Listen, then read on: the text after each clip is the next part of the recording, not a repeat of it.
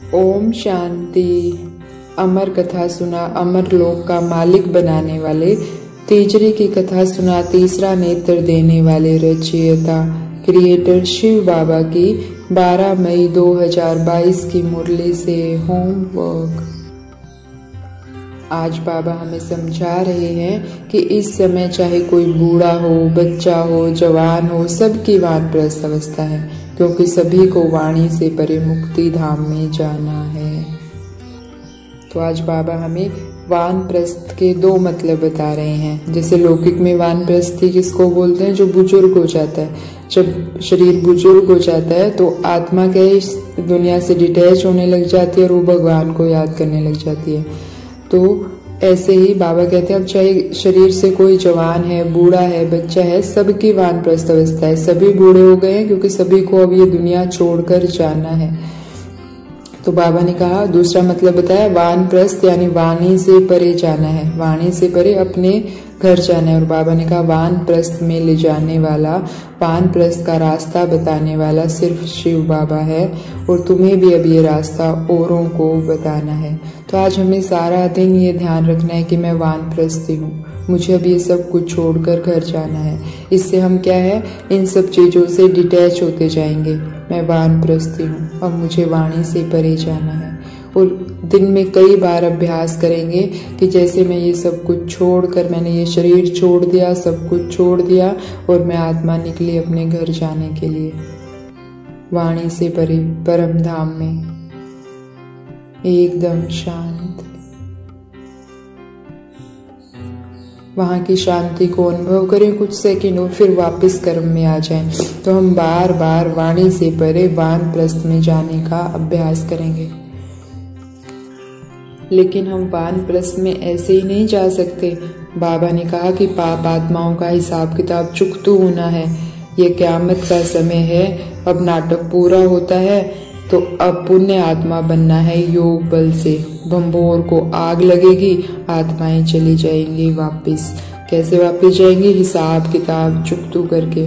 तो हमें वो कष्टकारी समय नहीं सहना है, हमें उससे पहले ही अपने हिसाब किताब चुकतू कर देने हैं योग बल से। तो हम हर रोज अमृत वेला उन आत्माओं से माफी मांगे 63 जन्म जिनका हमने दिल दुखाया है, ताकि उनके साथ हमारा हिसाब किताब पूरा हो।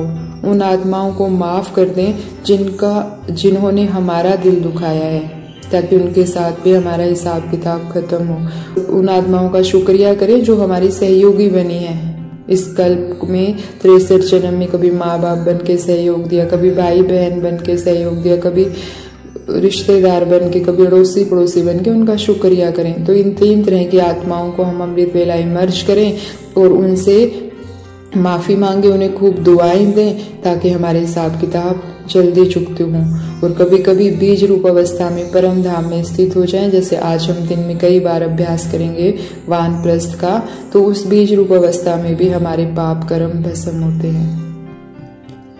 तो हमें योग बल से अपने पाप कर्म भस्म करने हैं। आज बाबा यह कह रहे हैं कि हर बच्चे के लिए बाबा की राय, बाबा की श्रीमत अलग अलग है। अगर कोई निर्बंधन है तो वो बाबा के पास रहकर सर्विस करे, और अगर कोई बंधन में है, माताएं हैं, तो बाबा ने कहा वो घर गृहस्थ में रहकर सर्विस करें। और बाबा सर्विस का तरीका भी बता रहे हैं कि तुम उनसे पूछो कि परम पिता परमात्मा पिता है तो उससे क्या वर्षा मिलता है। और बाबा ने और भी समझाया कि जैसे कई बार कहते हैं कि क्राइस्ट है या ये भगवान का अवतार है, इसको भगवान ने भेजा है, तो पूछो उनको कहाँ से भेजा। जब तुम कण कण में कहते हो तो उसको भेजा कहाँ से है। तीसरा बाबा ने कहा कि कई बार कहते हैं कि भक्ति के बाद भगवान मिलेगा, लेकिन कब मिलेगा, किसको मिलेगा। तो बाबा कहते हैं ये सारी बातें तुम युक्ति से समझाओ और उन्हें अपने घर का रास्ता बताओ। तो हमें भी जब भी मौका मिले युक्तियां लगा लगा कर सर्विस करनी है। और आज बाबा ने अचल अडोल बनने की बहुत ही आसान विधि बताई कि खुशी की खुराक से मन और बुद्धि को शक्तिशाली बनाओ। सारा दिन खुशी के गीत गाते रहो, वाह मेरा भाग्य, वाह वाह बाबा वाह। तो बाबा कहते हैं जितना तुम खुशी की खुराक खाओगे उतना ही मन और बुद्धि शक्तिशाली होता जाएगा, और ये शक्तिशाली मन अचल अडोल रहेगा। तो हमें सारा दिन चिंतन करके खुशी के पॉइंट्स निकालने कि मैं क्यों खुश रहूं सारा दिन, मुझे ऐसा क्या मिला है, मुझे भगवान मिला है जिससे सारी दुनिया तरस रही है, जिसकी एक नज़र के लिए वो मेरे साथ काम करवाता है। मैं पद्मा पदम भाग्यशाली हूँ, मेरी सभी जिम्मेवारियां खुद भगवान ने उठा रखी है। मेरा साजन भगवान है तो मुझे क्या चिंता, मेरा बेटा भगवान है तो मुझे क्या चिंता।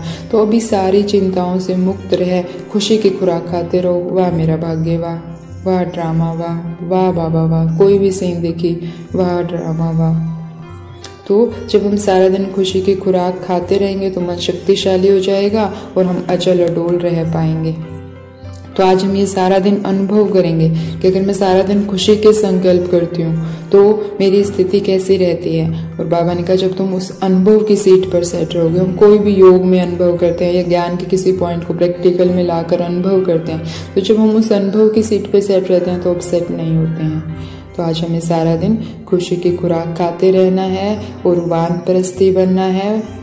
और बाबा ने कहा तुम डबल फिलैंथ्रोपिस्ट भी हो, महादानी हो, तन मन धन का तो दान देते ही हो, ज्ञान रत्नों का भी दान देते हो। तो जब भी मौका मिले हमें महादानी भी बनना है।